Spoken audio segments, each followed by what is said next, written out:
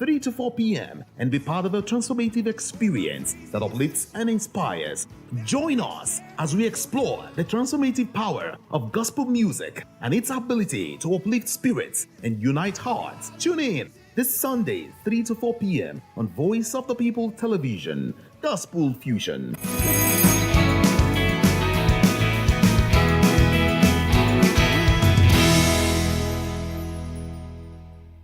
For Saturday morning, and a big welcome to another interesting edition of the Morning Buzz on Voice of the People Television.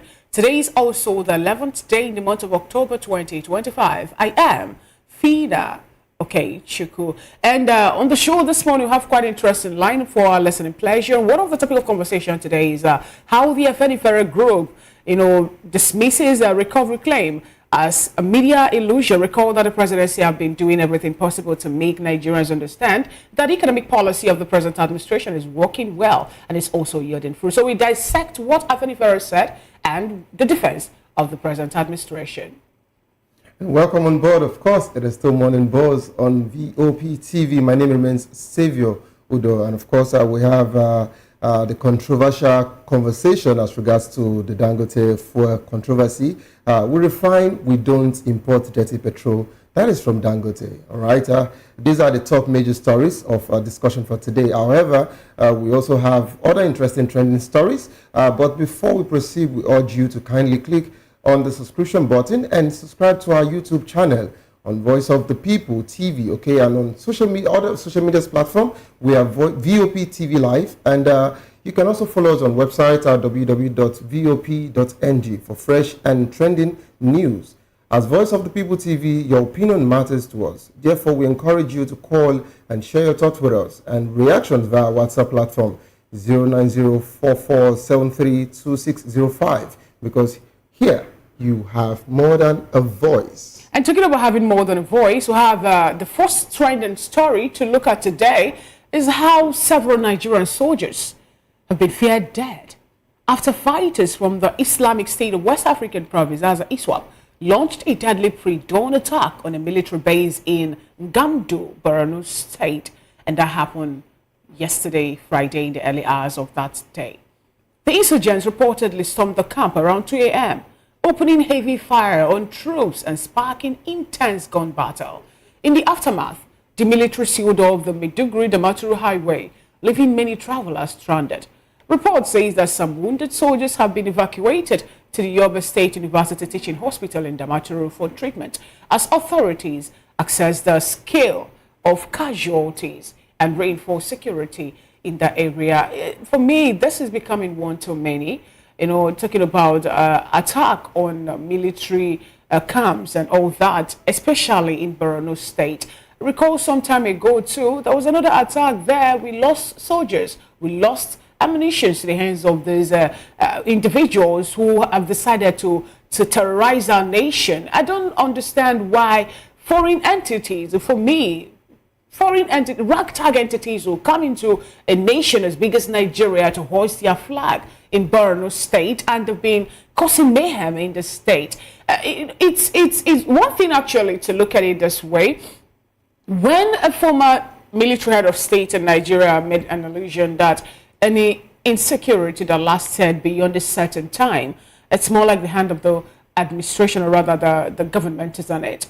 And this looks more like it's not far from the truth. Why am I saying this? We've learned from Babagana Zulum that some persons who are supposed to be political elite in Borno State are sponsoring these bandits, these terrorists, and how they launch the attack on the people. We also learned from other persons, especially what the CDS told us, that these people are non-Nigerians, they are foreigners. The likes of Torju Bello, they've decided to hold Christina and his axes to ransom. He's not a Nigerian, he is a Nigerian, he's from Niger Republic. And how come we'll have foreigners come into Nigeria, establish their base and their own, and they have, more like they've carved out a niche for themselves, launching numbers upon numbers of attack on Nigerians, sacking individuals from their ancestral homes, sending people to IDP camps. It makes my heart to bleed when we know that we're losing manpowers every time to the hands of these individuals, these elements. For me, I don't know. Nigeria is a nation that when they are to go out of this country, out of the shores of Nigeria for peacekeeping, will have a military, well equipped, super standard, that they can, without anything, they can go in the battle, come back victorious and all that. But what is happening? Why is it that when it gets to fighting inward insecurity, it turned out to be maybe, some persons will say it's more like they are overstretched, I don't think military is overstretched. I think some persons are benefiting from what is happening in Nigeria. But let me say something as a Nigerian. A time is going to get to this point where you that think it does not concern you, it will concern you. Because when the people who are causing mayhem within the hinterland no longer have persons to cause mayhem to because of the migrant or the exodus of people, they are going to come to the cities. And when you think because you reside within the city walls, nothing will get to you, it will get to you in no distant time, because the cities will get to a point to no longer be safe too for you. So if you ask me, I would say it's high time the government look into this.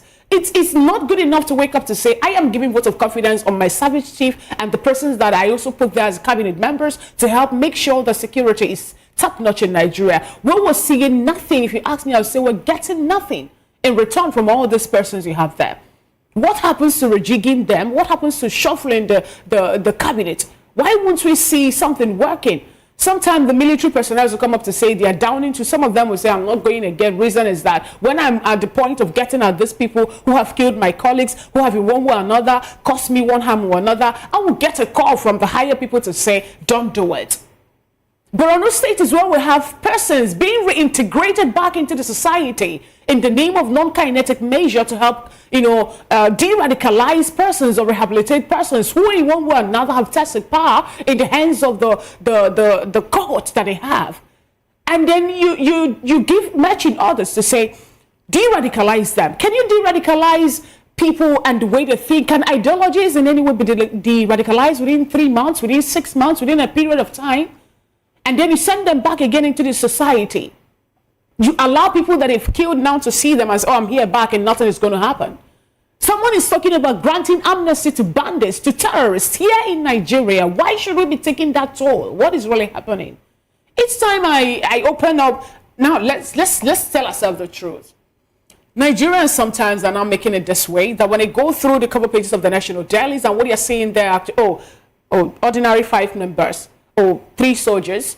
Before now, we're expecting it to be like this. Why is it not more? We're talking about human lives. And I know that African value human lives.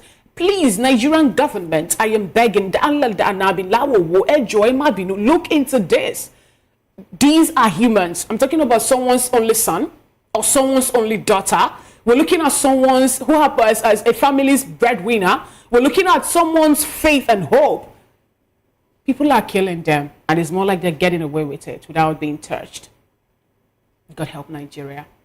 I'm emotional, and I know I don't have the right to be, but I have to be emotional this morning. I'm emotional this morning. Okay, Fina, let me just take it off from there. I can understand how you feel and what it feels like. Okay, the truth remains that if we keep playing with the lives of our infantry, we keep playing with the lives of our military personnel, it will get to a point where they will not be motivated to even say they want to do anything for this nation. Already. Okay. Now, Fina said something. That's where I want to take it off from. You are talking about the people who are the aim of the affairs of this particular sponsors sponsoring these guys to cause all of this mayhem. You said sooner or later they would soon come to the city. But I think they are not in the city. Imagine. Okay, so I have lived in Kaduna. Back then, it started from the bush. It started from the same Zamfara bush. You know what? In southern Kaduna, where I lived at the time, they come to the city, to Agua Extension, Kudende, Kakuri, to pick people and go back to the bush. So it got to a point where it was like point and kill. What are we even discussing here? They've gotten to the same Abuja, FCT, which used to be the safest at the time. Now they are in the city, picking people at will. So if you feel it is better for you to keep sponsoring these people, Nemesis will catch up with you. Because I see no reasons why we're trying to have a safe place Look at the Senate just arranged some of its senators to say they should go to the US, okay, to speak with the congressmen and all of that, just for them to change the genocide, what have you, or, you know, the situation that is going on as regards to insecurity, to change your narrative. And yet some people are still willing to keep sponsoring these terrorists. To what end? The narrative they want to change is to make Nigeria not to be a country of particular concern, because the Christians are making it look like, or rather the Christians are saying that the killings happens to be more like a religious cleansing, you know. And then that was what they raised, more like an alarm, and the US had to look into that. And Nigerian government is saying, no, it is not a religious cleansing. Everybody suffers this. Sometimes also we have mosques being people being killed when they go to mosques to pray. Sometimes we watch this, sometimes we have this. But that is not enough. I'm sorry to say, without caring whose oxes go at this point in time. I think the only thing the Nigerian government should do at this point is to do this if they really want to exonerate themselves from this back and forth. The Saudi Arabian government or something like that sometime send us names. They say these are the sponsors of terrorism, or people who are giving them one or two, because from what the military, some of the military personnel also say that they have more sophisticated weapon than they do have. Of course. So fighting them sometimes a bit difficult. Now, we have names being made available to the first or the former administration. Has anybody been prosecuted? Nobody. We've not heard anything about that. Guess what? They reduced the name to 14. Yeah. Now, the other day, the junta leader in charge of Burkina Faso said something about, of Niger Republic, said something about how it's more like they are trying to push out these elements from their state. They have a joint task force team with Nigeria. And Nigerian government is more like giving them a safe haven. No, government of Nigeria still come up to say, we are not doing it. We are not there. You're not doing it. No, and we saw in video footages and pictures where people who are geared in military outfits will still aid or be when the likes of Tarja Bello, the likes of all these other guys, fire, whatever, is collecting or rather having, will I say, a peace broker with people of the community that they are causing harm on. It was last 2 months or thereabout that we had on the news. It was also televised. Tarja Bello had to come up. They want to have a peace deal. Imagine a terrorist telling Nigerians, telling the government, let me put it this way, a country at 65, that if you want me to stop terrorizing, you stop calling me terrorist. Imagine Fina, a terrorist. Fina, he didn't stop there. A non-state actor. Fina, he didn't stop there. He also mentioned that they need schools, they need hospitals, you know, they need their worship centers. They asked that all of these should be provided and built in that same forest for them. This is where we are. This is the country we find ourselves. 65 years old country. 65 years country, where terrorists can be negotiating with the nation, okay, with governments, and no one is doing anything. They come out from the bush and they go in again. You know the defense that we're getting now is this issue of insecurity did not start now. It was on the high part when Ebele Jonathan was the president of Nigeria. And I could recall that during that particular time, Ihejurika happens to be the CDS, and there was a move for state of emergency to be declared when we just have Boko Haram insurgent group from Borno State. Guess what happened? Some persons in Nigeria come up to say that attack on Boko Haram is attack on the north. People were writing memos to international bloc to make sure that there's nothing like that. I'm talking about squashing out this persons when, like nipping it on the board when it was still coming up. And now it has gotten into... You know, why are you going too far? Someone in this same nation that goes into the bush to negotiate with the terrorists and come back and talk to the government, the same person actually warned the Nigerian army to say that don't offend them, don't... Do you know why I'm saying get this? Them upset. I have people within the military. Of course. So how would someone tell a Nigerian military, don't offend this guy? And you know, I'm considering... Don't do this, don't do that. Don't even get close to I'm also considering moving to that axis too, to make sure that I serve my nation the way it should. But I'm also happy that his son just finished from Kaduna, what do we call it again? NDA. NDA, yes. So his son has been decorated, and he did the decoration. And also, so, remember also that he was once a former captain. Of course. So thank God I'm not mentioning anyone's name. Moving on from that particular one, former presidential candidate Omoyele Sowore has announced October 2025 as the date for a protest march to Presidential Villa in Abuja. The march, according to Sowore, aimed to demand the release of Nnamdi Kanu, the detained leader of the indigenous people of Biafra, IPOB. Kanu, who has been in custody since his rearrest in Kenya and repatriation in 2021, remains detained despite being discharged and acquitted by the court.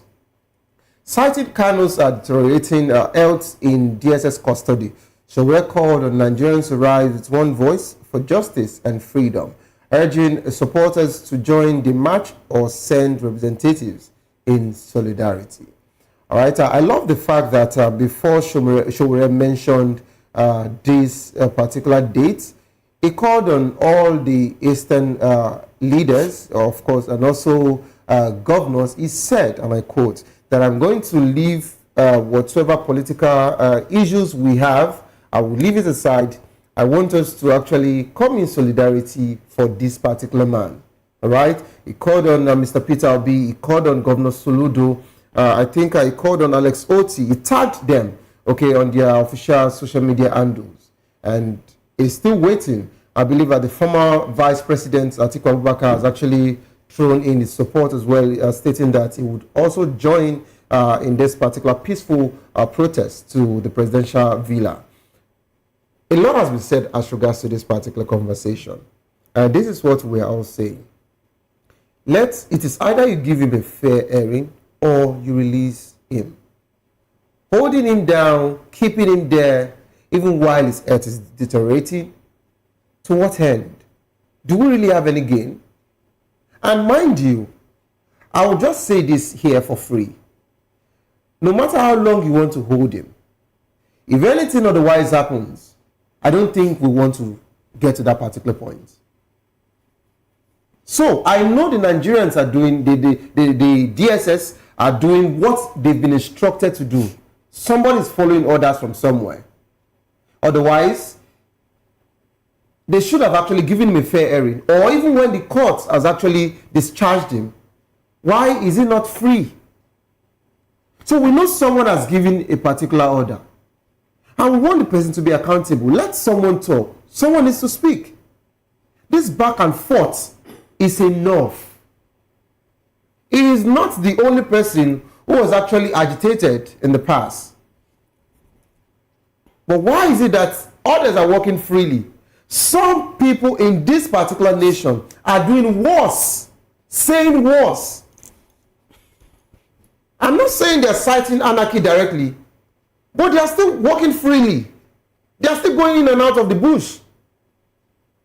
Some of them are going to different urban palaces to greet them. And some of us are even saying that they would look for how to discuss their matter with the president for them to have a soft landing as a secessionist.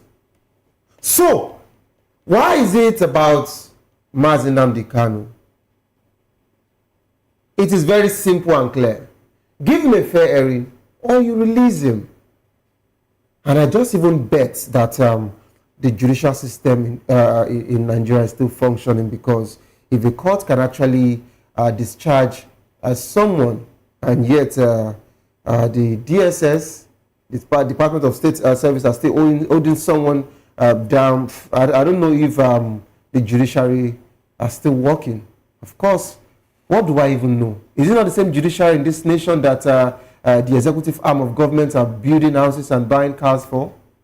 So how would they really have enough voice?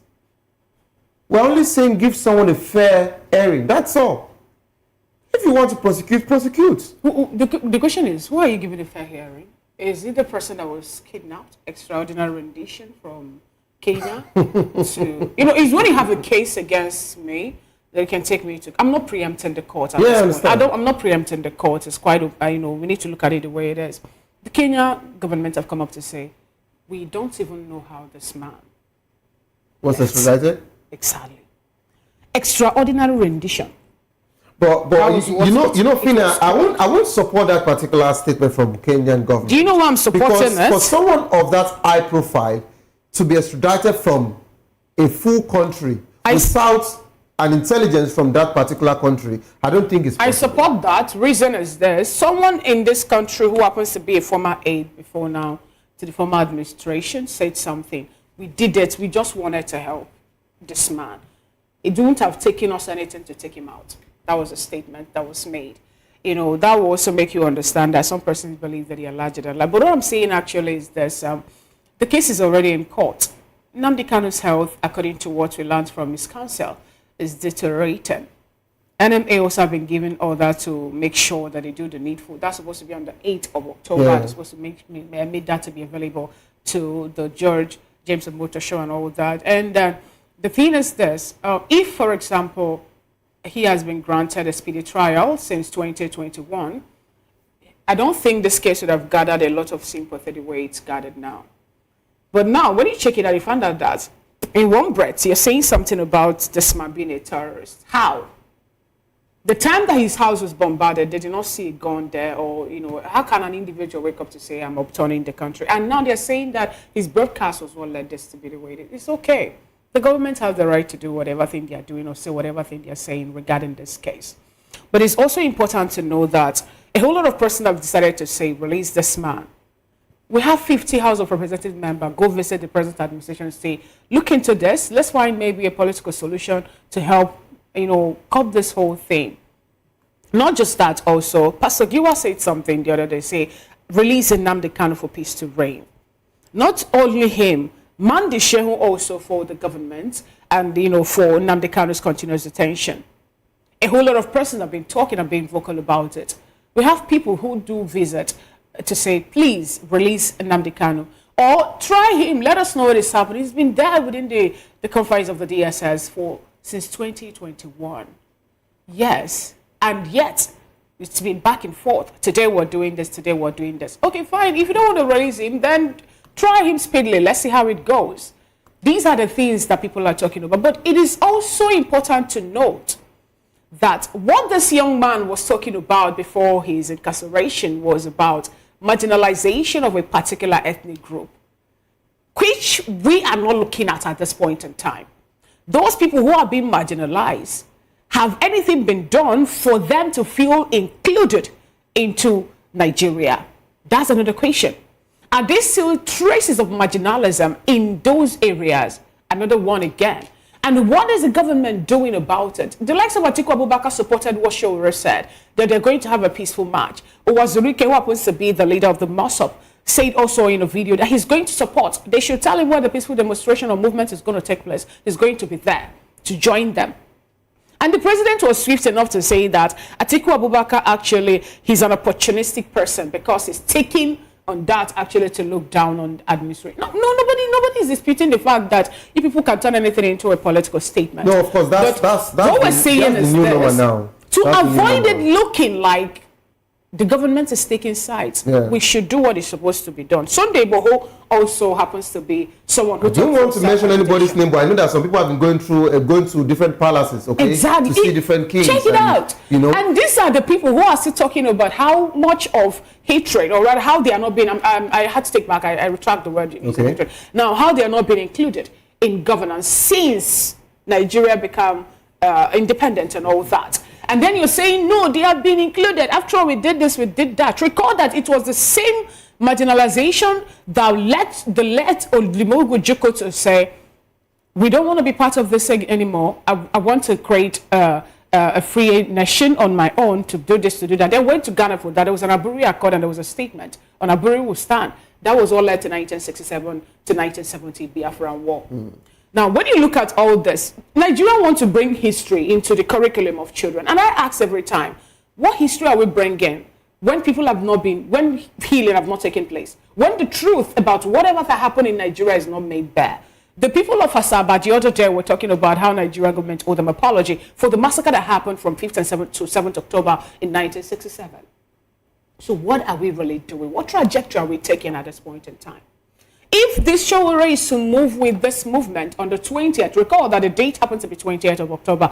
The day we're supposed to have anniversary for the hashtag EndSARS. 20th of October 2010 was when we had the EndSARS protests and people were killed. Nigerian government have not told us who ordered the shooting at Lekki Toll Gate. Okay, so Fina, let me just say this loud and clear here. I understand that Showore wants a peaceful protest, okay, and he wants people to come in together in solidarity to march for Nnamdi Kanu. But I would also beg that please, if you know your intentions are not clean, good, better, if you know you want to hijack this particular peaceful protest to perpetrate evil or to actually sabotage this good work, may God not make it happen for you to come on that day. And may you not even have such mindset to do, because I understand that some people would want to just brand it a bad name. The protest is going to take place in Asoro Villa, close to the Asoro. Of course. Asokoro. You know how much of security we have. Okay, I say in Abuja, so I know how secure the access is. Let me leave Fina with the Asoro people, and let's move to newspaper headlines this morning. I'll start with The Nation Saturday. Court documents Amukito, not part of 2023 presidential election dispute. New INEC chair, not member of Tinubu's legal team, Ogala says. And also, moving on, PDP crisis in Enugu as Mba others join APC on Tuesday. That's actually on page 4. Beneath that particular one, we have governors, lawmakers, party executive exit party in masses. PDP kicks says governors are being intimidated, coerced, and to defect. Okay, put your house in order. We are not architect of your oaths, that says PDP. And let's go down to a particular one there from page 23, how Christopher Kolade touched our lives by associates and mentees. The right bar says no policy change on cost of collection for revenue agencies. Federal government says Oshun, for that of Oshun, why IGP sealed Amotekun's base over killings, extortion of residents. All right, up next is Weekend Trust. A journey through Lagos Calabar Coastal Highway. The story is on page 12. Boko Haram attacks military base in Borno. 8 CJTF killed in Zamfara. Glaring mass arrest 11 years after relatives await news of victims. We have the banner headline to be state of emergency over insecurity. Where? When? How? And there's a chart that insecurity, and the president actually is trying to fix the puzzle. There's a cartoon there. Someone is trying to fix the puzzle, and there's a solution beneath. All right, digging for survival. The story of Plateau underage minors from Abuja Street to global stage. The Odubodu Black story. Enugu government will join APC party chair. Okay, Saturday Punch. Mba planned APC defection. Tears Enugu PDP apart. Certificate scandal, how President Tinubu ordered ex-minister's resignation. Even if he wasn't ordered, he doesn't have a choice. Being vulnerable won me Big Brother Naija, Imisi, says Imisi, okay. Benin Varsity, Nigerian Poly in NYC fraud. Blacklisted Benin Republic schools are smuggling graduates into NYSC. We paid 400,000 for Nigerians HND certificates. Benin graduates, okay. It is not possible, says NYSC Education Ministry, as NBTE demands proof. All right, I think that's how far we can go, reading out these headlines. But it's interesting to know that we have with us in the studio here to help analyze the headlines. We have Dr. Peter Anosike, who is a philosopher, a development economist, and best-selling author. He's also an erudite commentator on economy, finance, politics, and power. Good morning, Dr. Peter Anosike. Thank you for having me. Good to have you join today's show, The Morning Buzz. I would like you to pick any topic that you want to react to, that made it to the cover pages of the National Dailies today. Well, I want to, even though I don't like Nation newspaper, because they are the most biased newspaper in the country. Oh, okay. I have a personal experience with them, understand me? So, that caption, Enugu PDP crashes, as Mba joins APC. Mba, if you go to Ibeju, so Peter Mba has been working with Tinubu and the governors for a very long time. His company, Pinnacle Oil and Gas, is there. So he just went to to PDP to get the ticket and run for governor. So even while he was running, he was physically in PDP but mentally in APC. Understand? So, but now he has now decided that for his soul and body to be in APC. So it's those who don't know what was happening will see this as a big news. So it's not a big news, but that he is crossing over does not mean that the good people of Enugu are crossing over with him. Just like if our next Oti crosses tomorrow, it is him and his family. It's not that the whole Abia are crossing over with him. So what Igbos have a pattern of voting, and it will not change in 2027. Interesting. What do you make of the state of emergency over insecurity? Where, when, how? We saw that on the Weekend Trust today, and some persons have been calling for this state of emergency over insecurity. Now we're getting this question: where? The story proper is on page 4 of the Weekend Trust. Well, I understand that to your analysis. The truth is that Nigerians or some people have sympathy for those terrorists because they are not trained anywhere to be able to confront our Nigerian soldiers. But some people have sympathy for them, and that is why they have been doing what they are doing. If you give our soldiers marching order, go and clear these people, they will do it within 2 weeks. But some people are seeing them as miscreants. So Nigerian soldiers, one, they are not motivated. They are not motivated. They are not given the necessary support. That's why these insurgents persist up to today. And not really that they are stronger than the Nigerian soldiers, no. All right, thank you so much, Dr. Peter Anosike, for your submission on the newspaper review. Now we'll go on a quick break and we'll come back with dissect the first topic of conversation as Afenifere dismisses recovery claim as a media illusion. Recall that the presidency have been trying, to make sure that the economic policy of this administration is being seen on the good light. But some persons are saying, no, we are not seeing it. We want you to show us where these things are. We'll dissect this after this break. Do want to serve with us.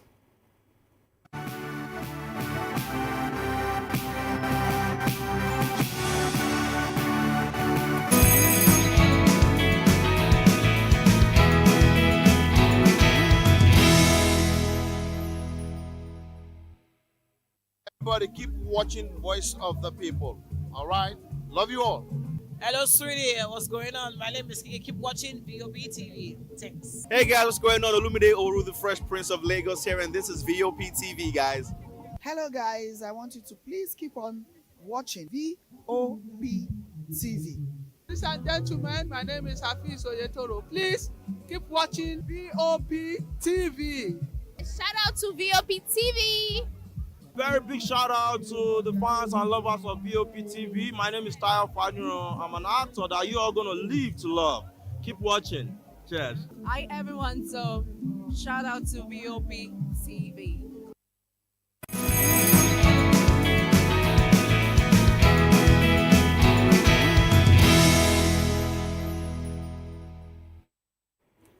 Glad to have you back. It's still the Morning Boss and Voice of the People television. The Pan-Yoruba sociopolitical group, Afenifere, has faltered the presidency's recent claim of an economic turnaround, describing it as a media spin detached from reality.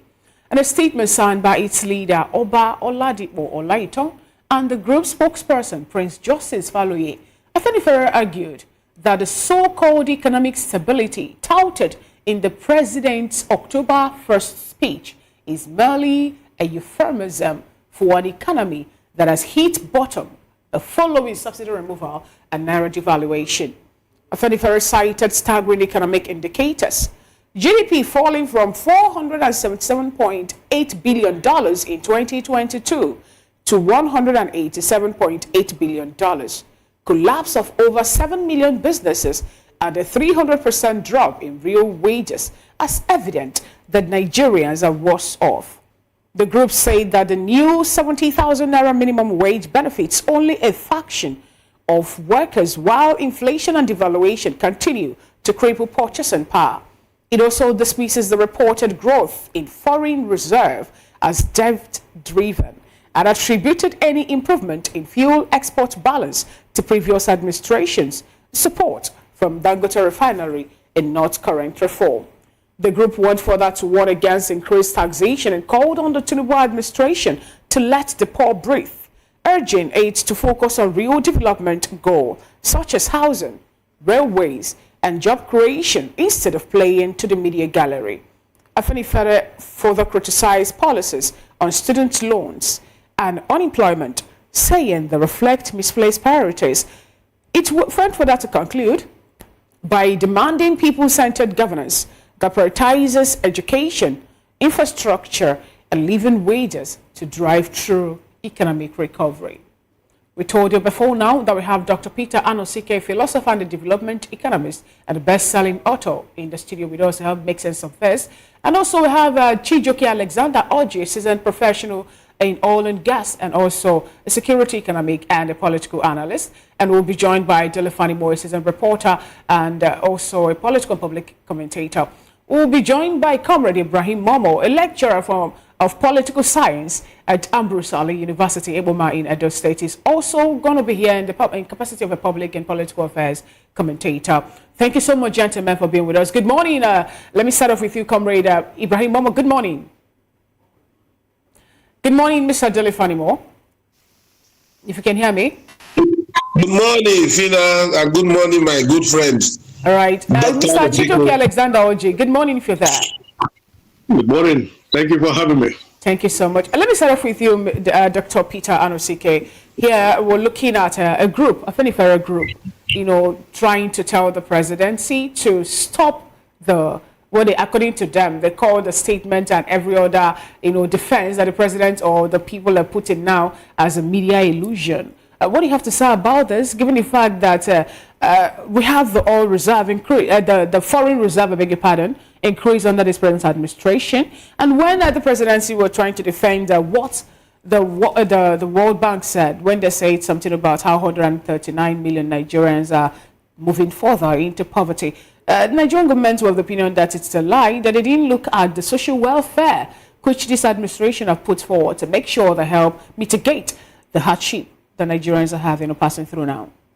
The right question to ask is, what is the per capita income of an average It's a Nigerian? gradual process. We're moving little by little. We'll get there. Understand me? So the issue is this, when an economy is doing well and the people are not doing well, it is propaganda and not progress.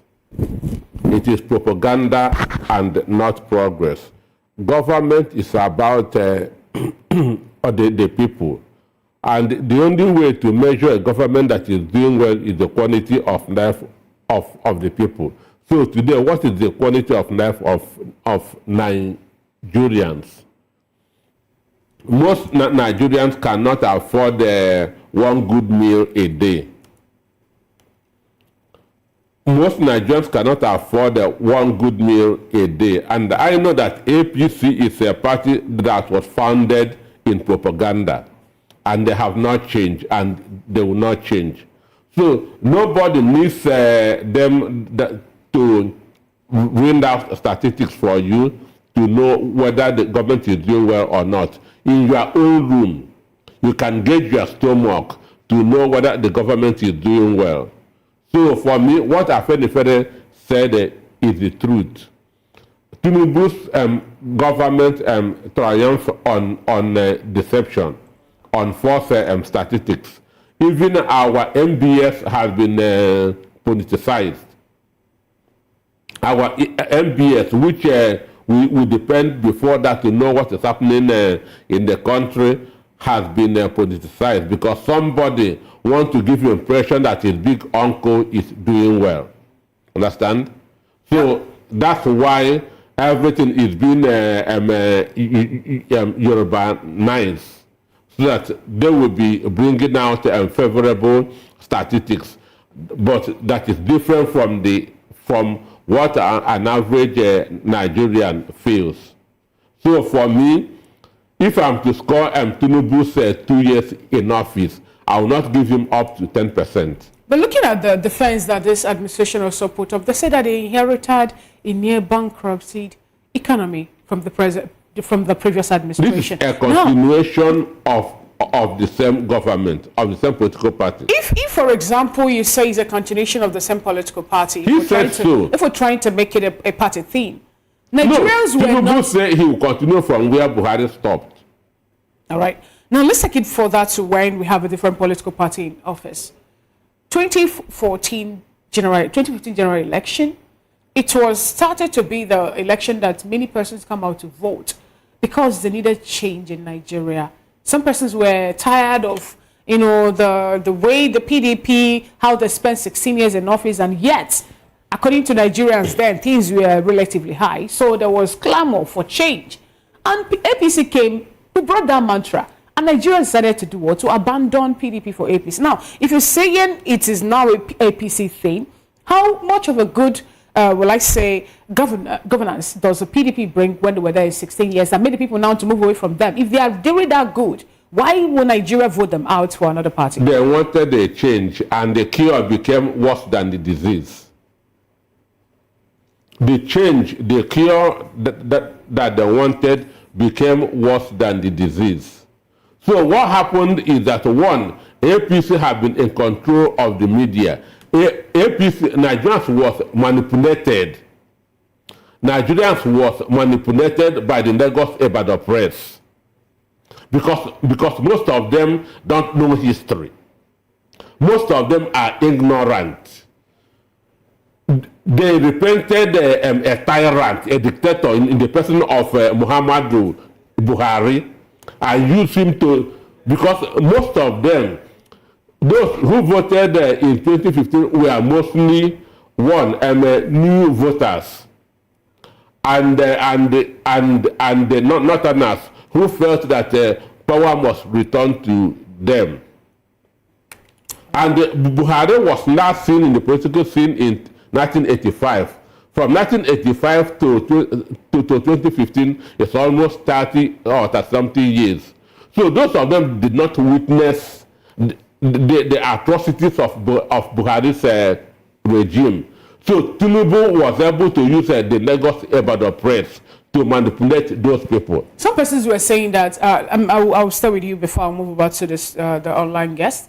Some persons were saying that even if we were to bring down maybe a heavenly body to say, come and govern or rule Nigeria with the recent constitution that we have, that it is going to take that heavenly body, a terrestrial being now, more like maybe more than 8 years, a 2-term, to turn around the economic situation of Nigeria. Do you think we're being fair to judge an administration that have just started maybe 2 years in office with the way the whole thing, I'm talking about economic meltdown and every other thing, even the insecurity that have festered for more than 10 years before now?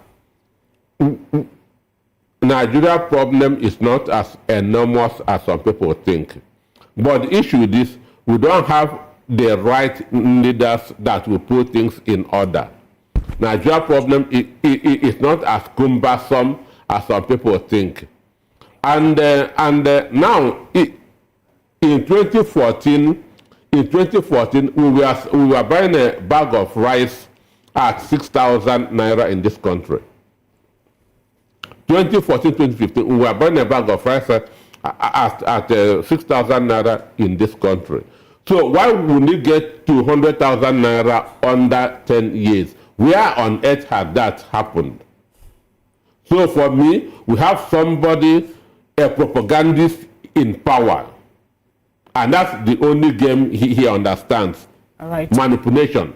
Now, what is happening now is he is just impoverishing Nigerians so that they will be so weak to protest. Nigerians wake up very tired. Their concern is how to survive and not how to ask questions. Interesting point to raise there. Let's take this conversation to Mr. Delefanimo. Mr. Delefanimo, how much of an impoverishment is it going to be? Because from this present administration, we have direct cash transfers, 25,000 naira in the National Society Safety Net program, assigned to people who happens to be tagged the poorest of the poor. And also in 2025 here, it was expanded for 15 million households to benefit from such direct transfer.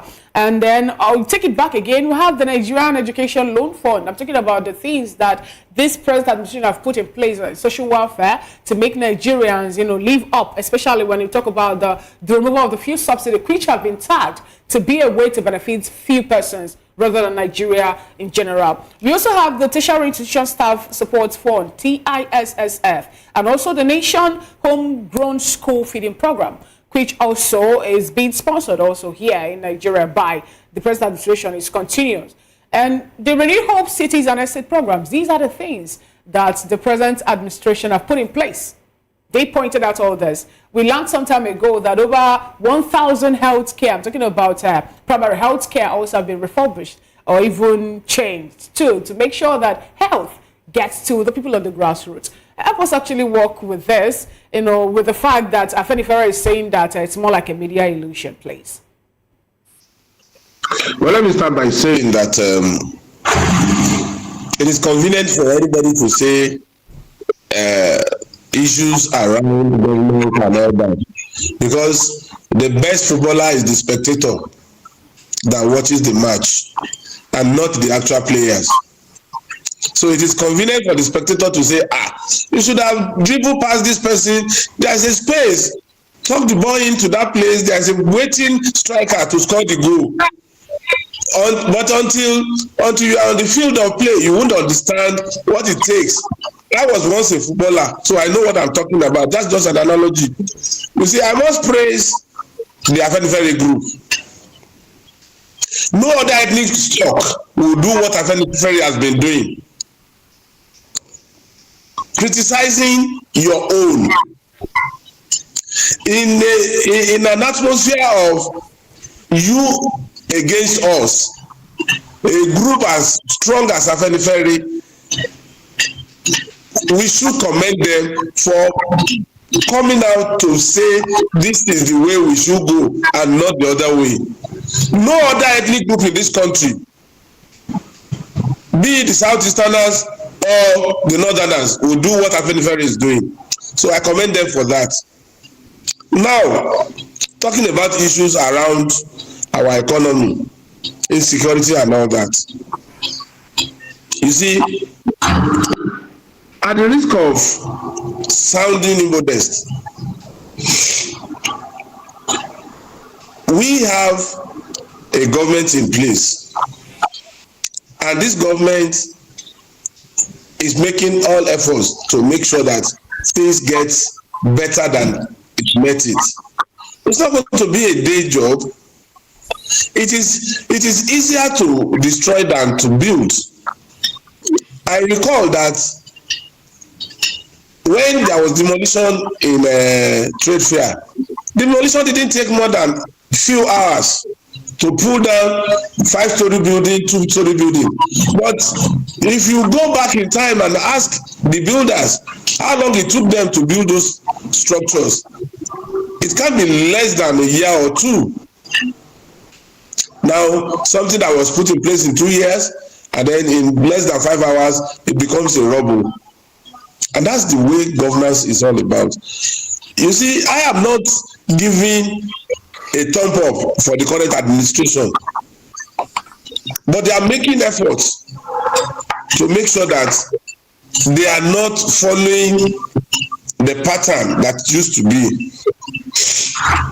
Subsidy removal.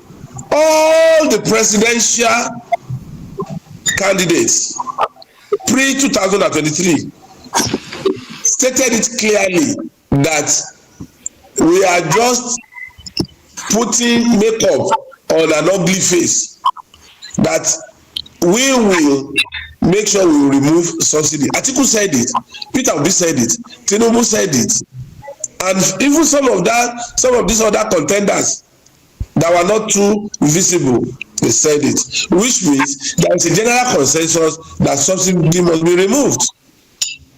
And then the new administration that was lucky to be in the saddle announced the removal of subsidy. Now, Forex was like a conduit pipe. Some people became emergency billionaire by knowing Afenifere or a director in CBN. They get allocation at lower than 400 naira to $1, and at the office of the so-called director or Afenifere, they trade it for 750 naira. So for each dollar, without moving from that CBN premises, you are getting 350 for each dollar. All these things that you've ruled out now, the question is, how does all this benefit a common man? I'm talking about, an average Nigerian, because what we're looking at here now is the fact that women or men or people in Nigeria, when they get to the market, even with the fuel subsidy removal, and even with the unification of the dollar and everything, they don't tend to get things at affordable rates to go home and eat. Let me tell you. Now, Nigerians are still suffering. In the academic world, it's not just mouthing, sloganeering, and you lay a premise for your position. I am not on the side of this government, but I'm laying a premise for better understanding for the listeners and the viewers to understand, not just condemning blankets. I am not saying it's Iwuru yet. I also engage with market women, market leaders, and I also buy petrol from the filling stations. I also do some other things, so I know how it feels. Everybody is assailed with the economic downturn, but this is the necessary thing we must do.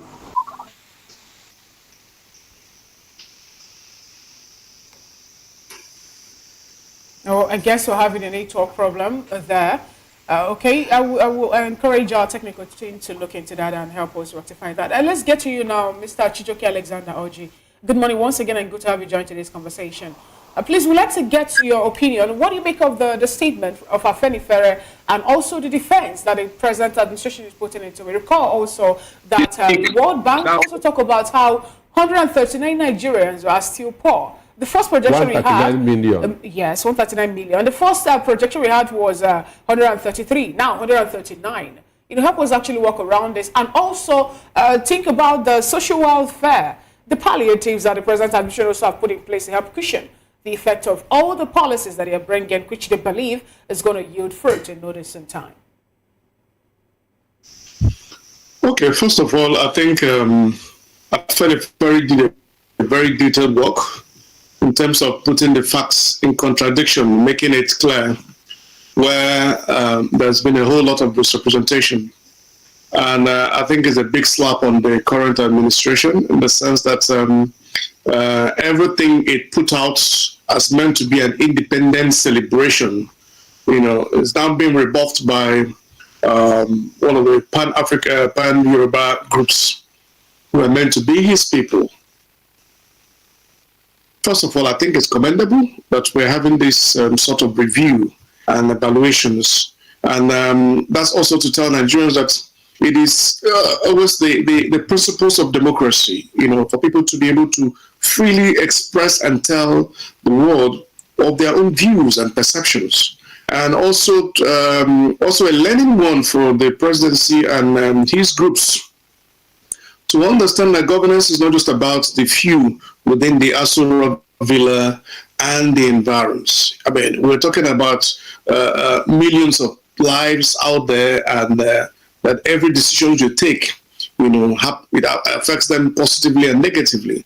And this fact were put out extremely clear. I think Afenifere did a very thorough job in putting all these facts in clear terms.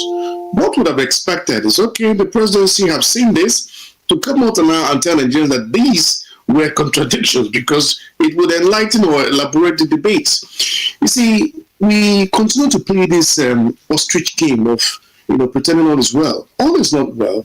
Even the World Bank tells us on a daily basis, reminds us of how much of Nigerians are slipping into poverty. I don't know if we really understand the word poverty, what it really means. What it means for people to go to bed hungry and wake up without any form of iota of hope of where the next meal is going to come. And these things continue to happen without any form of where.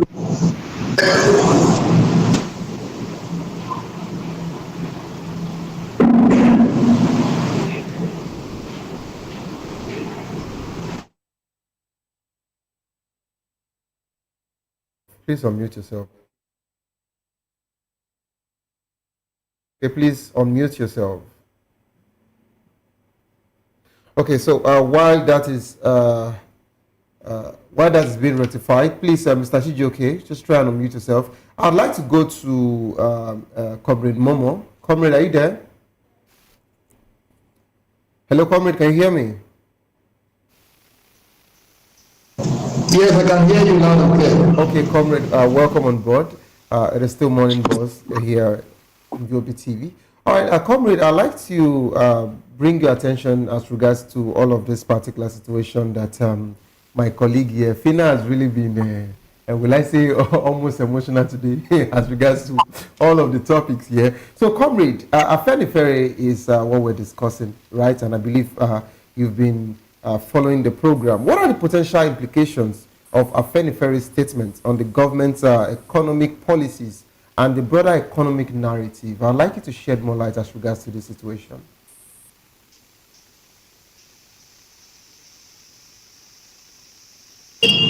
Okay, for me, I think the challenges of the economy are particularly the reforms as put in place by this government are broad-based and impacting virtually everybody in the country, except maybe those in position of public authority, those who are directly implementing these policies, who have a way of removing themselves from the direct effect of this policy. So I don't feel that even those who are in denial of the effect of these policies, adverse effect of these policies, those who are in denial or those who are refusing to acknowledge the pains, the economic challenges the country has been going through over the last 2 years. Even they themselves know that things are, even if they're not impacted or affected personally, they know people in their communities, in their neighborhoods, in their hometowns who are affected. So I think that it's for me, it's a no-brainer, basically. Okay, so I'd like to come back to studio. Thank you so much, Comrade Momo. So, Doctor, I understand the fact that you said for everything Afenifere has said is actually correct. Of course, you would agree with me that we are the ones that are feeling the pain. Okay, we know that our Nigerian government can only come up with statistics. They can only come up and give us different data. Okay, but we are the ones that are facing it. Okay, so but do you have maybe one or two? Will I say? Do you have some solutions that you can provide as regards to this particular tight economy? And you would agree with me that if the federal government are saying that the student loan is being put in place because they want some parents and of course the students to have soft landing, and they've actually rolled out several policies, yet we are still telling them that these policies that has been implemented are not enough. What solutions can you provide? The biggest problem that Tinubu's administration has is their inability to accept responsibility. That's the biggest problem that they have, their inability to accept responsibility once you cannot accept responsibility, you can never move forward. If somebody bring that's an issue or criticize you, you hit back. It's a member of the opposition. There's no way you can go forward. So that is their biggest problem, not accepting the responsibility.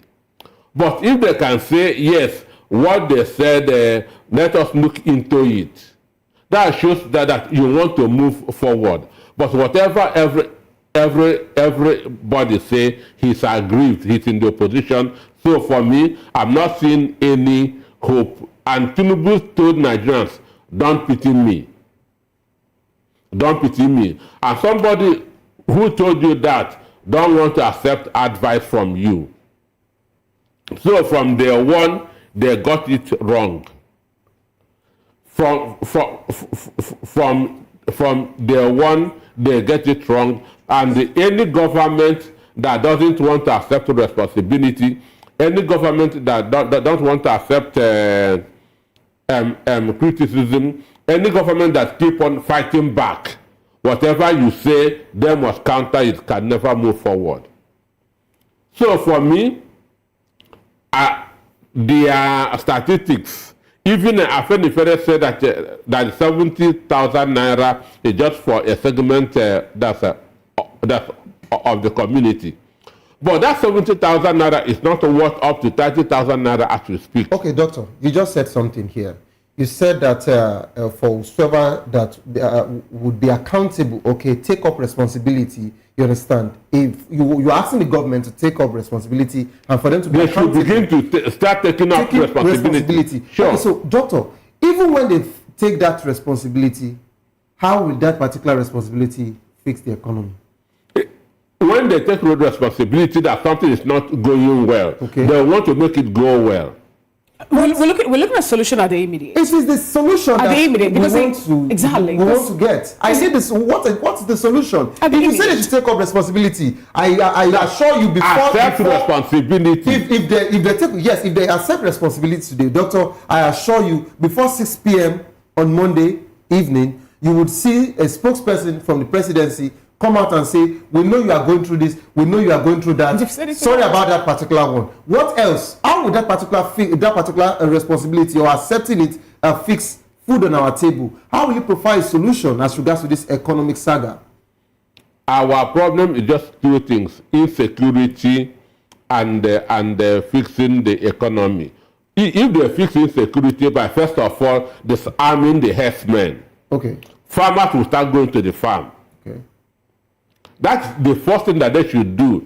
Disarm these herdsmen so that farmers will start going to the farm.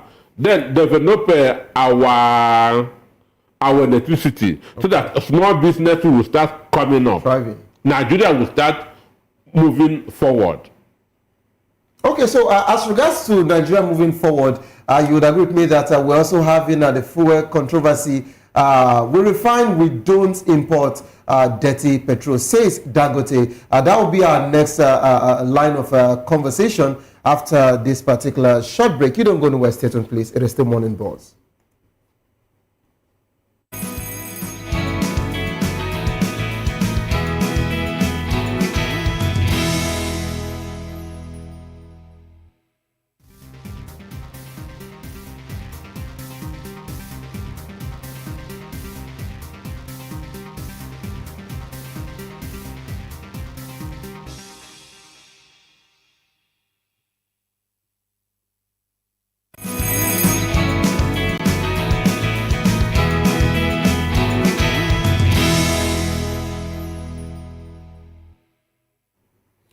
All right, welcome back to the program. It is still Morning Buzz on VOP TV. Dangote Petroleum Refinery has denied reports claiming it imported petrol with high sulfur content into Nigeria.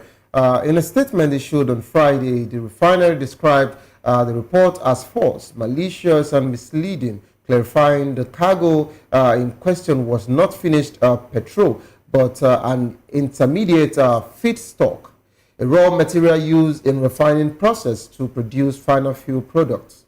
Dangote Refiner explained that importing intermediate feedstock is a standard global practice aimed to improve production efficiency and product quality.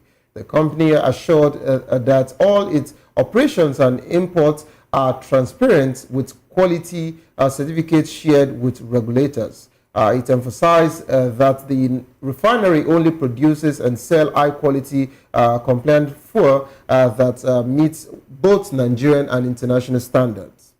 The refinery also noted that its petroleum exports to the US and Europe, some of the world's most strict regulated markets, underscore its commitment to quality and transparency. Dangote reaffirmed its dedication to advancing Nigerians' energy independence and delivering cleaner, safer fuels for local and international markets. Of course, we still have in the studio Dr. Anosike, a philosopher, here in the studio with us. And also, we have Mr. Chijioke Alexander Orji, a seasoned professional in oil and gas, which is quite wonderful for me to actually start off with him afterwards. And we also have Mr. Dele Fanimo, a veteran journalist as well. And in the Benin studio, we have Comrade Ibrahim Momo. All right, I'd like to start with Mr. Alexander Orji, Mr. Chijioke Alexander Orji, since this is your field. Hello, sir. Are you there? Yes, I'm here. Okay. Of course, you heard the news story. Before I go into my question, I understand that we have a way of giving ourselves a smoke screen. And what do I mean by that? Dangote talked about supplying the European nation as well, of course, countries in Europe. And of course, he mentioned the US, who has a more strict, procedures. But when it comes to Nigeria, for a whistleblower to actually come up and give us a hint, okay, just like they did to Naji, someone blew the whistle as regards to premium times before it was actually blown up finally. For someone to actually raise this particular conversation or raise this concern, is this particular practice existing somewhere or it has never happened before? And I'd like you to shed more light as regards to this conversation, please. Well, first of all, I think Dangote has done justice by clearing the air that it never did import fuel with high sulfur content. It is also on the government agencies to prove that right or wrong. But however, what dictates to refining, there's a whole lot of processes involved in refining. Let's not forget that when you extract the crude, it's just a combination of so many entities. And the term refining is just simply, separating various components and deriving. Of course, you have the AGO, you have the LPK, you have the PMS, you have so many byproducts, and in most cases, you can as well generate up to over 100 different products from just a single entity of a barrel of crude. So, and in the process of this, of course, there are definitely lots of chemicals that takes places with the refining. And in most cases, in fact, it is when they use the word, there's a global practice to have complements of bringing things that you can't afford to produce. Yes, definitely. Most of these chemicals are not something that can all be produced at its local laboratories, because every refinery must have its own laboratory sciences where it does its tests, where it also generates the fluids. There are different fluids you use for different and at different stages, in the process of refining, which your program won't even allow the time to begin to lay all those things on the table. But however, the key thing here is that it's expected that this whole brouhaha between Dangote and those who feel threatened, those who Femi Otedola called cabals, and let's not forget that he at the time was a bigger cabal, because if an individual was the sole importer of diesel and kept the market to how he dictated, it simply meant that the role he played, certain individuals are playing it today and is now seeing them as cabals and can't name them, and it's unfortunate. But again, it's expected that these kind of snippets, especially with our own way of life in Nigeria, where things can be said, it can be verified, nobody's held accountable. At the end of the day, it's swept under the carpet because the security agencies don't have the wherewithal to even pursue finding these individuals, or what indeed was this whole misinformation was aimed at achieving. But however, let's not forget that the consumers' confidences are usually, affected, because if you are aware that you're driving on a high sulfuric PMS, of course, we know how dangerous that can be to the lungs and to the environment. It's something that ideally the Nigerian government shouldn't take lightly. Why? Because the danger it possesses to our society and our community. And in cases where this really was the event, it simply meant that there's a whole lot that is being, masqueraded before the faces of Nigerians. And I don't know to the refining capacity of the refinery of the Dangote. Yes, it's said to be about 650,000 barrels, but then is it working at optimal? And then how are the Nigerian government playing a role in the monitoring and the supervision? Because outside licensing, the government still owes the responsibility of monitoring the production and the products being utilized, especially in the correctness of the expected quality of the products to be sold out to the public. So it's not just about licensing. There's a whole lot involved in all this. Okay, Mr. Chijioke. At every step of the way. All right, Mr. Chijioke, how does the refineries' distinction between intermediate feedstock and finished petrol impact the claim? I'd like to take this as simultaneously. And what measures can Dangote Refinery take to demonstrate transparency? Well, I think at the start of the refinery sales, Dangote came out along with his teams, showcasing to Nigerians the difference between his products and the products being imported, and also showing indeed the quality in terms of the usage. I think at the time they were demonstrating how much of 5 liter can do to your vehicle in terms of mileage, and how much the general products being brought into the country, the differences. I think that's was the deal breaker for most Nigerians who felt that, yes, the Dangote being our own product was even much better than what we had access to. And I think on that aspect, they did very well. But the thing is the continuity, because this is what makes a country better. The fact that people don't go to sleep because you give them assurances, but for the fact that they are monitoring and ensuring that the quality you promise is sustained. And at any step of the way, there is a breach. It becomes a breach of the public trust, and also a breach of the commitment to you as a company that has made this commitment to the consumers. So once there's a breach to that effect, the government must come in to protect the consumers, which is why we have the consumer protection agencies, which of course in most cases has been in comatose. But this is where they play a pivotal role in ensuring that the consumers don't fall into just anything brought to them. Then with regards to the Dangote's feud and quarrel, is expected. One of the things that the average Nigerian businessman do not want to encounter is changes or disruption to their services. We recall some years ago, I don't know if many of you journalists will remember, that at the time when Federal Todola controlled the market, there was an intrusion by a company called Hayden Oil. Hayden Oil, owned by the Dapo Abiodun, the current governor of Ogun State, brought in a large chunk of diesels. And it was a big spike on the then Zenon Petroleum, which was the major market holder of diesel. And first of all, there was a price crash. It was about 140 or thereabouts by Zenon. And this individual came in and crashed the price to about 69 or 74 naira. And that was a big disruption. There was a big fight. There was a big follow-up.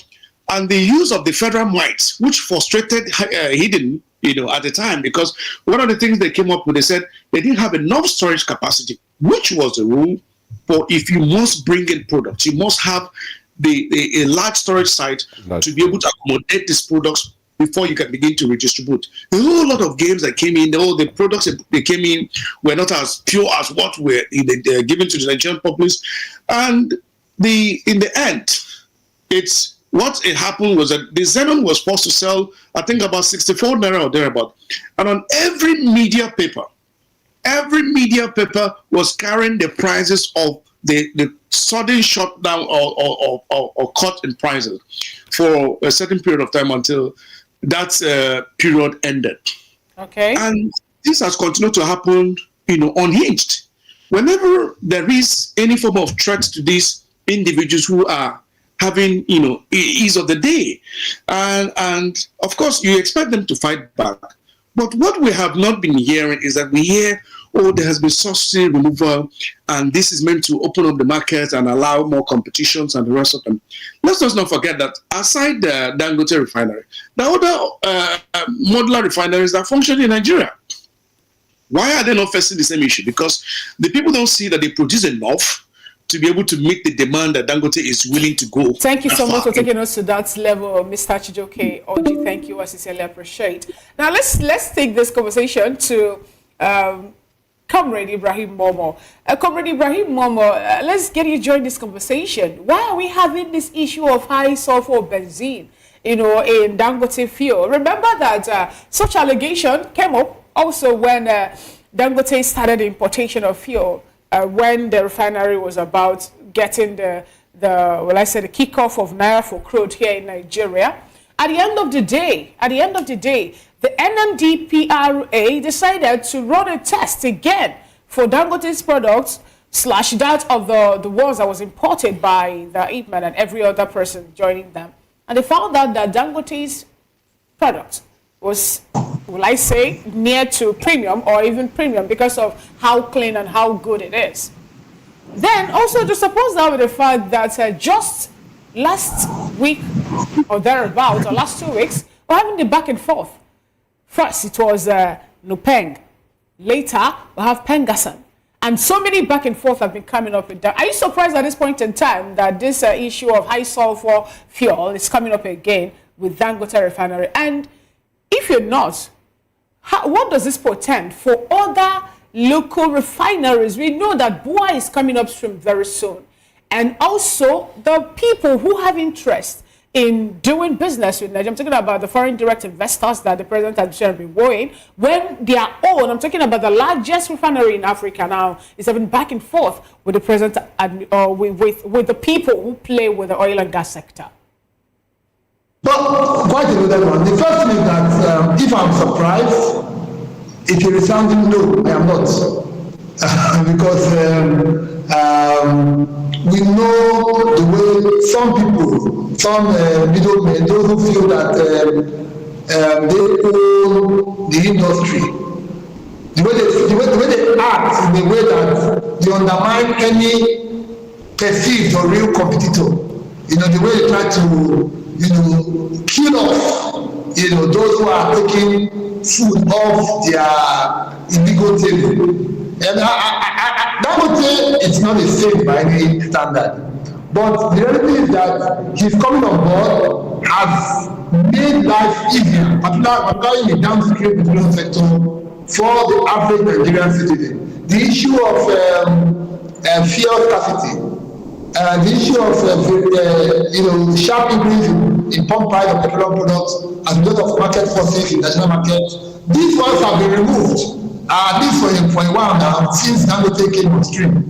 And we are seeing, like you have also eloquently traced, series of efforts at undermining Dangote refineries. We have seen, for example, the strike of the two major unions within the petroleum industry, Pengassan and Nupeng, all because Dangote was bringing in new trucks. And then it was not enforcing a strict Nupeng only, Pengassan only unions within its refinery. We have seen all these happen, So the fact that it's a whistleblower, and I would say in very, very aptly, very correctly, they have come to explain. One, they are not denying the importation of sulfur-rich petroleum products. They have not denied that. But they have also explained that they are intermediate products. They are not ready for market use. And they have also said that this is global best practice. Because it's a global market, they can import, raw material. You can feedstock very well. You can import feedstock from anywhere in the world. If the local market or the local source market cannot meet its needs or cannot meet adequately suffice. So the whole essence, in my opinion, even though I am afraid for Dangote being the monopoly of Dangote, on this particular instance, or what is going on now, I think it's a solid, well-calculated and orchestrated attempt at undermining the Dangote refinery with this. And I'm also appreciative of the way that they have come out forcefully to also do a pushback. So the next one is, what does this portend for Nigeria? We are waiting foreign direct investors, and then what we have in Nigeria, it's been having this back and forth. You know, some petty stories from NNPC trying to have office in Dangote refinery to things happening. What does this really portend for other investors whom we are willing to come into Nigeria to invest, where we cannot hold our own fast the way it is or the way it should be? Well, I don't think that others have a reason to worry. I think the challenge is Dangote. Dangote, first of all, like you pointed out, is the largest refinery in Africa, the second largest single train refinery anywhere in the world. That is a behemoth that even the NNPC cannot compete with. So I can understand why they are fighting Dangote. But I'm not sure it's a reason why those who are bringing FDIs into the country should worry. Because indeed, Dangote, again, like I pointed out, is not the only refinery operational in Nigeria. We have multiple refineries everywhere. Even in the two, we have two in the state where I am. So it's just that because it's a behemoth, it's a very big one and can effectively challenge and even run those criminals. Let me use the word. Those ones who are mismanaging the NNPCL can run out of the market. For example, the whole lie about the Port Harcourt refinery is working, is back on street, it's already rested now. Because if a refinery is working, just the way Dangote is loading from the refinery, those now they are saying it's no more working, they are closing down again. It is that capacity that Dangote brings on board that I think these whistleblowers, fake whistleblowers are leveraging or they are fighting. Okay, comrade.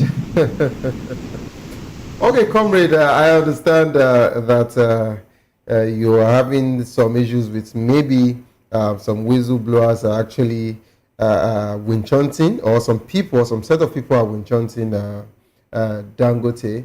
In as much as that might be true to an extent, but that doesn't mean that we should also look away as regards to doing what is right. Okay, if a particular entity needs to be regulated, everybody has to go through it. No need for monopoly and what have you. Okay, but I'd like to go to Mr. Dele Fanimo. Are you there, sir? Yeah. Mr. Dele Fanimo, are you there?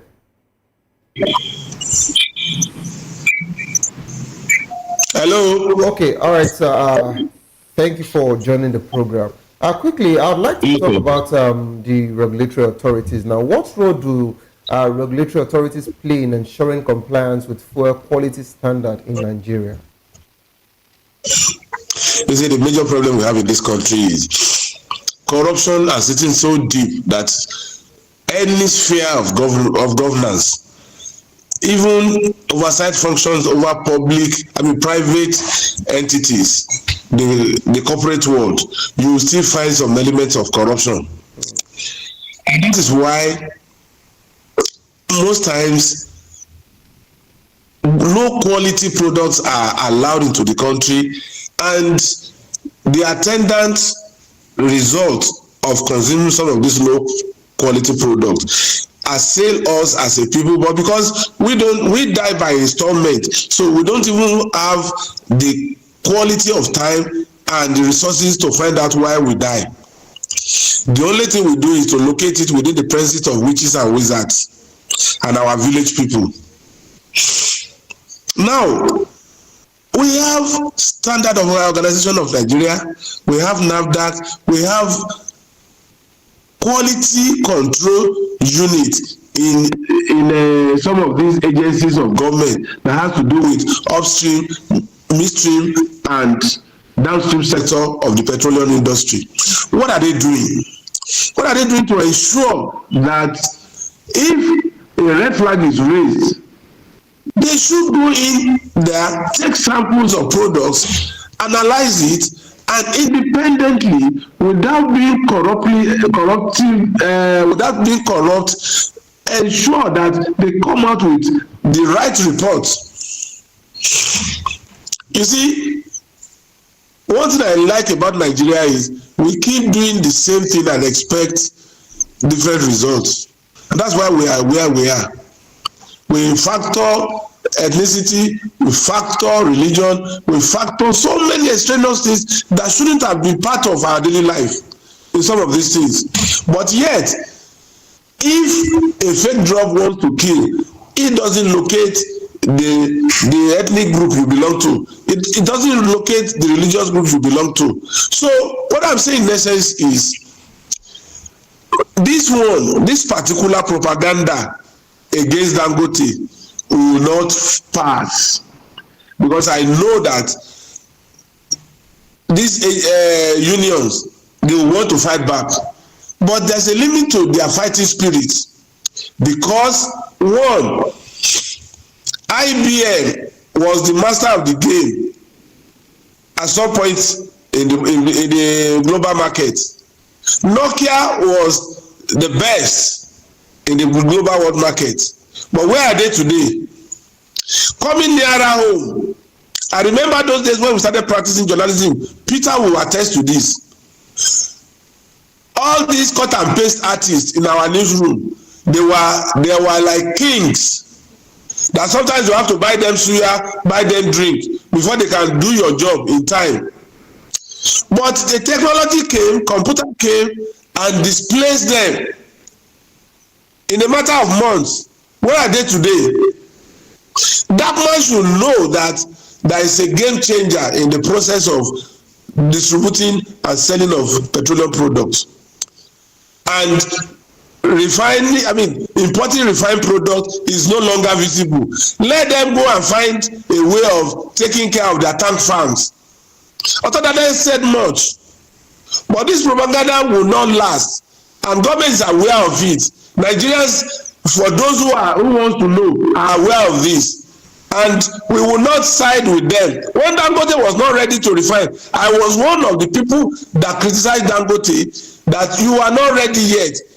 You can only buy time. But when he started, I also supported Dangote. Bua is coming. Anytime from next year, Bua will roll out his 450,000 barrels per day. These people should go and look for another job. All right, thank you so much, Mr. Adelefanimo, for your submission. Let's bring it to the studio. Dr. Peter Onosike, what do you have to say about this? And given the fact that some persons were saying that the reason all this back and forth is happening is because they don't want Dangote to be the behemoth that will take over the oil and gas sector in Nigeria. An individual doing what's more like the government is not being or willing able to do at this point. Well, he is already. Dangote already has the monopoly, whether they are seeing it or not. Understand? And MTN, which is a private company, did what Nitel couldn't do. So things are changing. Government are not good managers of business anywhere in the world.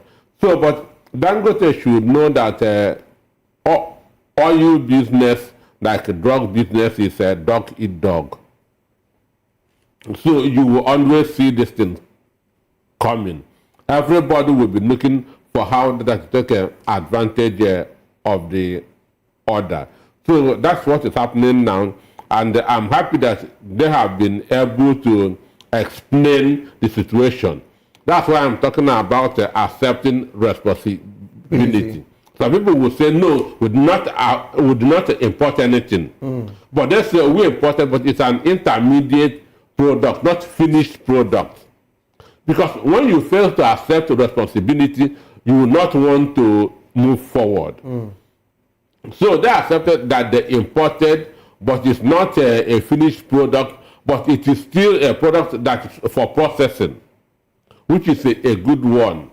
And Nupenga and the Pengasin will phase out when Dangote begin to do refinery to filling station distribution. And that's where he's going to go. He's going to buy mini trucks that will be going from refinery to filling stations. By then, tank farms are knocked out of business. PTD, Petrol and Tanker Drivers Association, will be knocked out of business. So, but it will take a process. But what is going to happen is the regulatory bodies should be on top of their games. Regulatory bodies should make sure that nobody should be above regulation. Because there's an Arabian proverb said, Pharaoh, how did you become a tyrant? Pharaoh replied, because nobody stopped me. So stopping him means regulation. So once he is being regulated, and make sure that what is given that to Nigerians are up to standard, for me all is well. Okay, so Doctor, I just want to use your words here. You talked about Dangote being monopoly. In case anyone is not saying it, that is, he has monopolized so many industry, of course, and here he is now in the oil and gas sector. And if you have actually acknowledged that particular fact that he has monopolized this particular industry, or that's what he's about to do, now you are still using the same statement by saying that Pengas and Nupen would go, they will phase out, their tank farms will be off, and Dangote would start, getting fuel to the filling station, and all of this. Don't you think that we're even opening more rooms for him to control every major market? And aside from that, I'd like to take this simultaneously. What are the main potential economic implications as regards to this controversy for Dangote Refinery and Nigeria's economy? Well, the issue is this. Everybody knows from the beginning what Dangote wants to do. So why was it not being stopped from the beginning? Why is it that the government could not bring upstream 4 refineries that we have in this country? Why give him that leverage? Because why are you saying that when it gets to a particular point, then the regulatory body should now start, making sure that they are curbing him to an extent? That means you people want to give him a free passage. He's been going, and you said Pengasan or Nupe will soon phase out. So I'd like you to just give us. Do you know why people are still there fighting for fuel importation? Because the tank farms are almost dry now. But when people import, they will store it in the tank farms. But now Dangote has cut off those tank farms. Isn't that a slap on the face of a country that belongs to OPEC, that we import fuel? We export crude. Sweetest of the crude we export. Great. And then we bring in fuel, bring in other commodities. I think just 4 of it: kerosene, the diesel, the jet A1 airplane fuel, and also PMS that we have. What happened to other one like the bitumen, every other thing that happens to be? Why are we not using it? Why are we not getting it? Well, because the guy said, in a crude oil you can get more than 50 products. Different, but you need that to have the equipment, the technology to be able to sieve what it contains, and we don't have that. Just like people who are buying a cow just for eating. You can get a lot of things from that same cow. But the issue is this. Even if Bua comes up next year, because his own is about 70% completion. But some people can still sabotage him, and he will not even come up in the next 10 years. This is business. This is dog eat dog. Understand? I'm telling you, this dog eat dog. Somebody can sabotage him. Even in the next 10 years, he will not come on screen. But of course, with due respect to Bua, you would agree with me that even in his existence and while he's even in the business of cement with Dangote, we still know that Dangote has actually monopolized the major share of that particular market. So him coming up with a 450 cannot compete with somebody who has a 650. Understand? What Dangote will just is to reduce price and make its money on volume because he has more quantity. And the one will be out of business. At least there'll be competition. Boa will be out of business. All right. Thank you so much, Dr. Peter Anosike. Thank you for your submission. Now we'll have to go to a quick break. And when we'll come back, we'll do the trends. And we also, please, we indulge you gentlemen to sit with us because we need your opinion on this. This matter affects, it touch me, baby woman. So I want all of us to still, dive into dissect this one. After this quick break, do well to stay with us.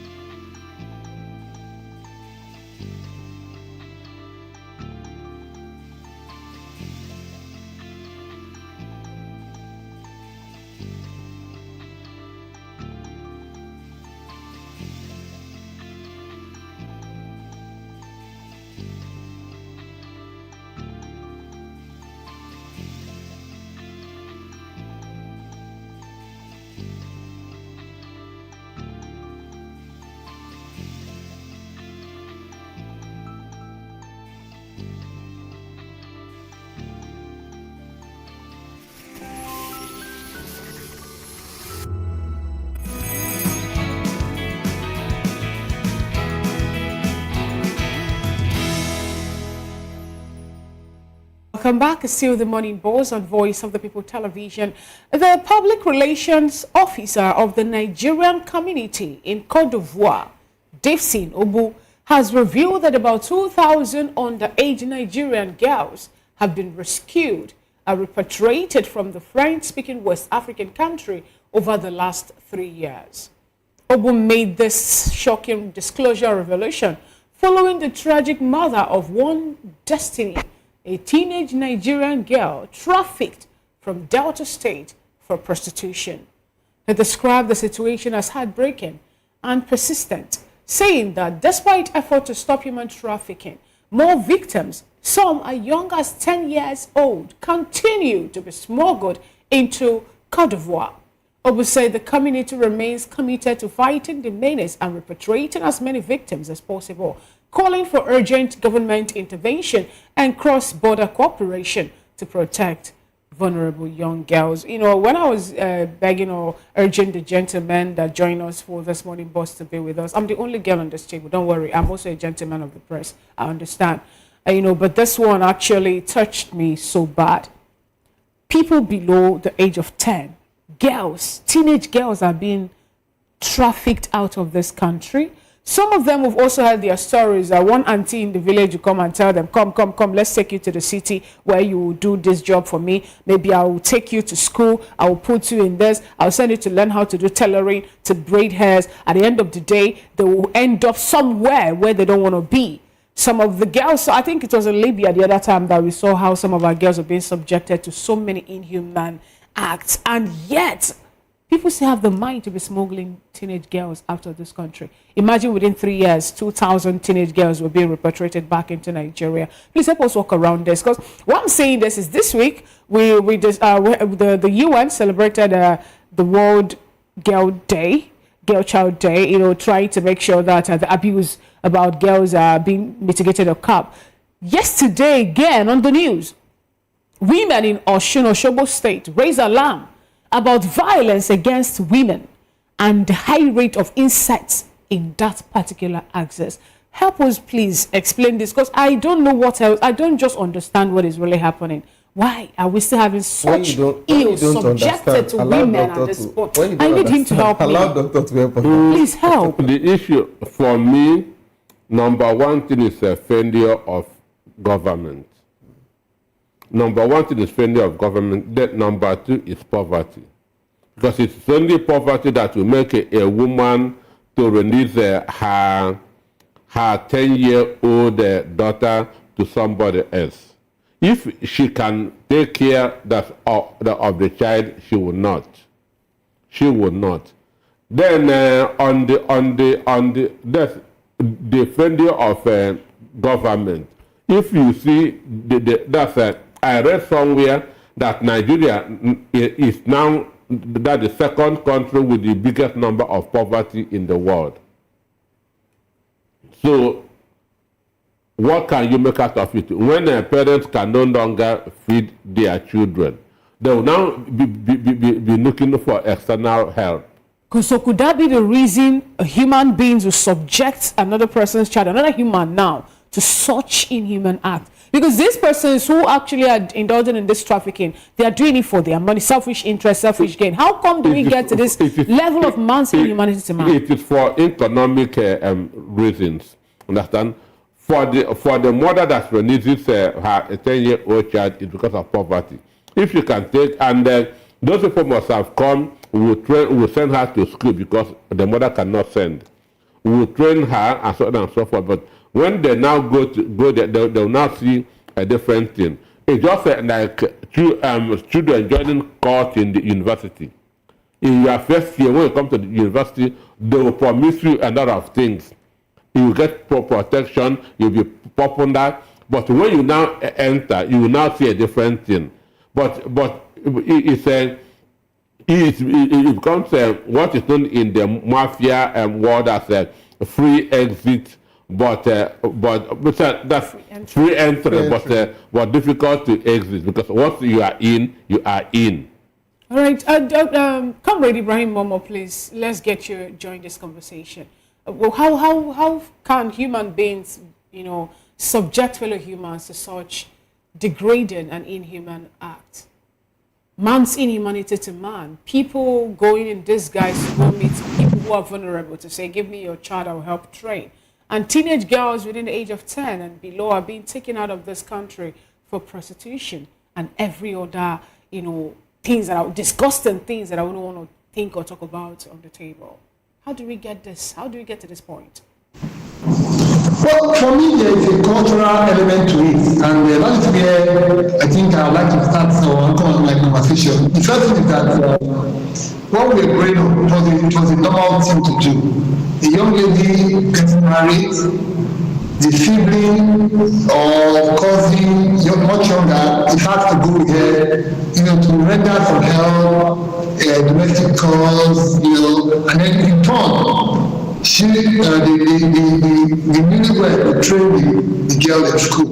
I don't know in other cultures, but I've seen it among the Yorubas, I've seen it among the Edos, even where I come from. That used to be the in thing. When a woman gets married, some of the boy or the girl goes with her to the new home. So there's a cultural background to it. But there's another element to it, which is now the predatory element of those. This one is not getting married now. But the culture of, it's a cultural thing, I think, to want to give your child out to somebody to help you take care of, or to have to be of help to somebody else, and in turn, that person trains them. I think that one used to be the thing in the past. But what is wrong here is these predatory elements that have been added.